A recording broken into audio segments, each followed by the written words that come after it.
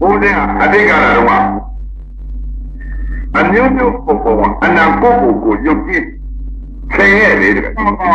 ဒီတခါကျတော့ပညာကနေပြီးတော့ကြည့်လိုက်တဲ့ချိန်ကကိုညပါကြည့်တဲ့ကိုပြီးအပေဒီတွေးရတဲ့ဦးရတဲ့အတိုင်းလားနှလုံးသွေးပေါ်အတိုင်းလားအထုပ်အတိုင်းလား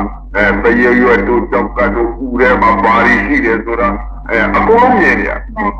ဒီကနေပြီးကြည့်လိုက်တော့တက္ကမဒီလာလို့ကျလို့ချင်းဘာနဲ့စားတယ်ဆိုတော့မှဒီကနေဦးထဲကိုပါနေမယ်ဆိုသိရရင်းကြီးကွဲဆိုရစိတ်အဲ့လိုစိတ်တခုကအနန္တိတာရင်ကွဲနေပြီဆိုရင်ကွဲပြီဟိုမှာနော်ရင်ကြီးကွဲနေတာပဲအသေးကြည့်နေတယ်ဆိုအသေးမြင်တာပဲအဆုံးကြည့်နေတယ်ဆိုအဆုံးမြင်တာပဲနှလုံးသွေးပေါ်ကြည့်နေတယ်နှလုံးသွေးပေါ်အကုန်မြင်တာပဲအဲ့ဒီလိုဆရာဝန်ကတော့တတ်ွက်ကြည့်တယ်အခုကတော့သမာဓိနဲ့ကြည့်ဘိုးတွေကိုထားမှကြားတယ်အဲ့ဒီတော့ခန္ဓာကိုယ်ကြီးကိုသင်ရင်သုံးလိုက်တဲ့အချိန်ကကျတော့ဒီသားငါလက်ကျလို့မရှိပါဘူးကိုယ်ရောလည်းမရှိအမြင်နာမှကိုယ်ရောလည်းမရှိပါဘူးတကယ်ရှိတာကဘုံမျိုးဖြစ်တဲ့သာပေါက်နေတဲ့ခန္ဓာဘုံခန္ဓာဆုံးအနှစ်သာရမရှိတဲ့တရားကြီးငါပေါ့ငါချီငါကိုငါတဲ့